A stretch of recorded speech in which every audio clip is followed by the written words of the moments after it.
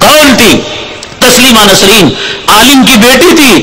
تم اس فکر میں نہ رہنا کہ صبح میں کانوینٹ میں بھیج کر ہم شام میں مکتب میں ملا کے پاس بھیج رہے ہیں. ارے کون سی مصیبت ہے آگ میں داخل کر کر آگ سے بچانے کی کوشش کی جائے، سمندر میں داخل کر کر سمندر کا پانی نہ لگنے کی کوشش کی جائے. یہ بیکار ہی کوششیں، بیکار ہیں کوششیں.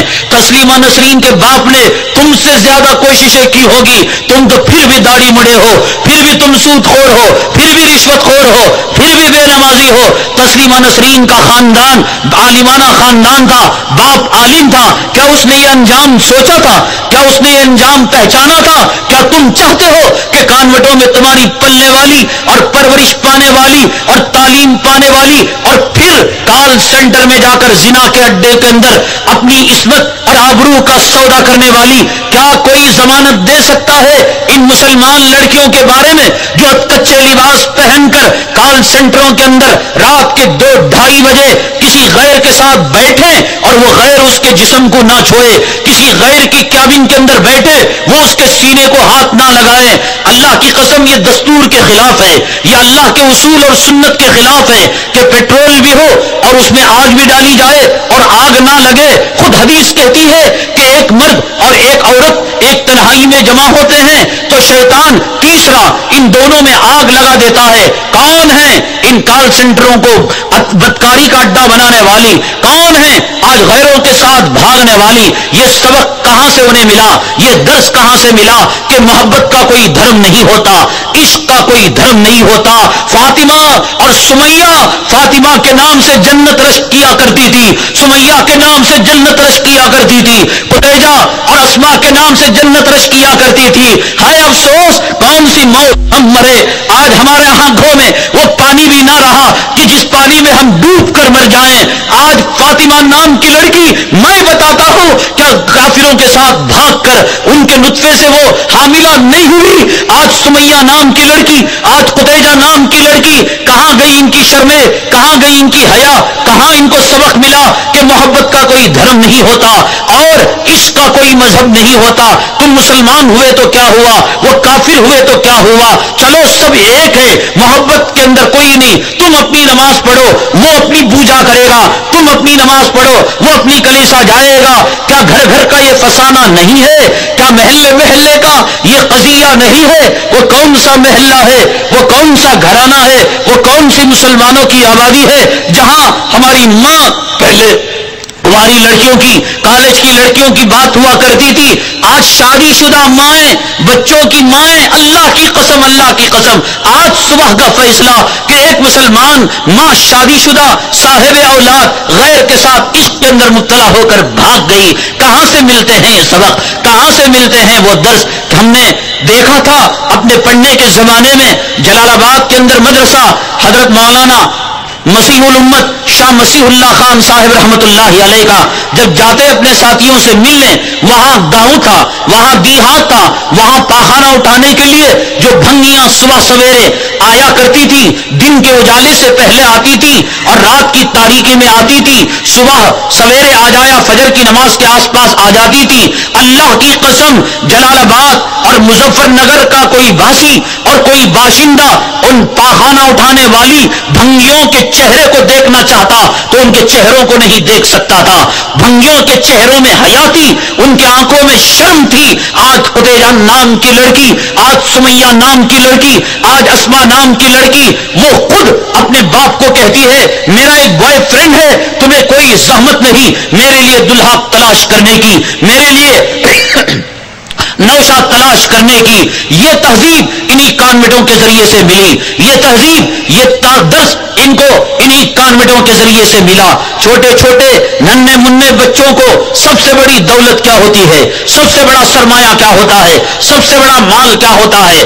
چاکلیٹ ان کی سب سے بڑی دنیا ہے.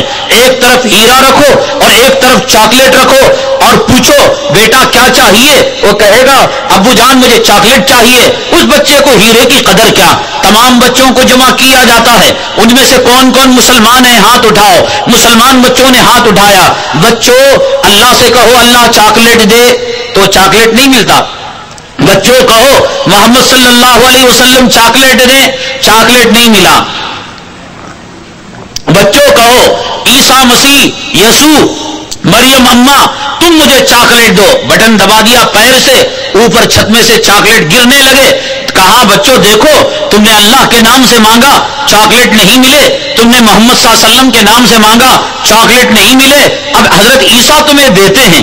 چھوٹے چھوٹے بچوں کے ذہنوں کے اندر اگر یہ مشق کرائی جاتی ہو، اگر یہ سبق سکھایا جاتا ہو، الف سے اللہ کے بجائے الف سے انجیل بتایا جاتا ہو، کاف سے کعبہ کے بجائے کاف سے کلیسا بتایا جاتا ہو، اللہ کی قرآن کے بجائے انجیل کو بتایا جاتا ہو، اور انہیں ایسے ایسے قصے اور ایسی ایسی کہانیاں انہیں سمجھائی جاتی ہوں اور مسلمانوں کے ایسی چیزیں بیان کی جاتی ہوں. دیکھو تلوار کے زور سے کیا ہوا، دیکھو جنگ جمل میں ایک طرف حضرت علی ہے، ایک طرف ان کی والدہ ہیں حضرت عائشہ مسلمانوں کی اماں ہے، رسول اللہ صلی اللہ علیہ وسلم کی زوجہ مطہرہ ہیں، کائنات کی مسلمانوں کی اماں ہیں. تمہارے مسلمانوں میں لڑائی دیکھو کیسی، ایک طرف حضرت علی، ایک طرف حضرت عائشہ، ایک طرف حضرت عثمان غنی، دوسرے طرف دوسرے صحابہ، ایک طرف حضرت حسین، دوسرے طرف دوسرے صحابہ. یہ کیا مصیبت ہے؟ ایسی چیزیں آج جو ہے نونہالوں کے ذہنوں میں دل و دماغ کے اندر سبق کی جاتی ہیں. اب یہ بچے آگے بڑھیں گے. اگر کوئی میں نے کہا نا کہ کوئی ماں باپ یہ سوچتے ہیں کہ چلو دن میں وہ کانوینٹ کی تعلیم پا لیتا ہے، رات میں ہم 5 کلمے سکھا دیں گے، ایمان مجمل اور ایمان مفصل سکھا دیں گے، اللہ کی قسم یہ دھوکہ ہے، دھوکہ ہے. یہ کون سی عقل مندی کی بات ہے کہ کینسر کے جراثیم چھوڑے بھی جائیں اور پھر اینٹی سیپٹک جو ہے دوا بھی دی جائے؟ یہ کون سی مصیبت ہے؟ ایڈز کی بیماری دی بھی جائے اور پھر اس کی ختم کرنے کی دوا بھی دی جائے. یہ عقل مندی نہیں ہے میرے بھائی، یہ ایمان کو سلب کرتے ہیں، یہ ہمارے عقیدے پر ڈاکہ ڈالتے ہیں، یہ اندرونی طور پر ہمارے مذہب کو کھوکھلا کرتے ہیں ایسی تاریخ کو بتا کر. اسی وجہ سے جب اڈوانی نے یاترا نکالی، رتھ یاترا نکالی، اس رتھ یاترا کا مقصد یہی تھا کہ مسلمانوں کو ہندوستان سے کاٹ دیا جائے، مسلمانوں کو ہندوستان سے پاکستان ہجرت کرنے پر مجبور کیا جائے. کیا آپ جانتے ہیں اس رتھ یاترا کا ڈرائیور کون تھا؟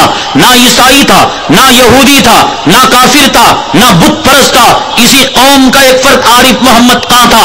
نہ عارف بھیڑو چمانوں کا نام ہے، نہ محمد اغیار کا نام ہے. یہ عارف محمد خان، اس کو کہاں سے درس ملا کہ اڈوانی کی یاترا میں وہ ڈرائیور بنے اور وہ جو ہے وہ پوزیشن حاصل کرے؟ یہ جسٹس محمد ہدایت اللہ کیا یہ کافروں کے گھرانے میں پیدا ہوا تھا؟ یہ بھی مسلمانوں کے گھرانے میں پیدا ہوا.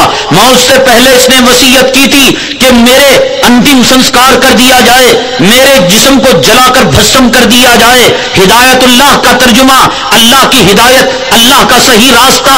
لیکن جب تعلیم غلط جگہ پر ملی، اسلام کی قدر و قیمت کو نہیں پہچانا، موت کے بعد کی زندگی کو نہیں پہچانا، اس نالائق نے قوم کے لوگوں کو، کافروں اور مشرکوں کو خوش کرنے کے لیے وصیت کی تھی کہ میری موت کے بعد میری جسم کو جلا کر میری راکھ کو ہوا میں بکھیر دیا جائے. تو چنانچہ جسٹس ہدایت اللہ کو اسی طرح کیا گیا.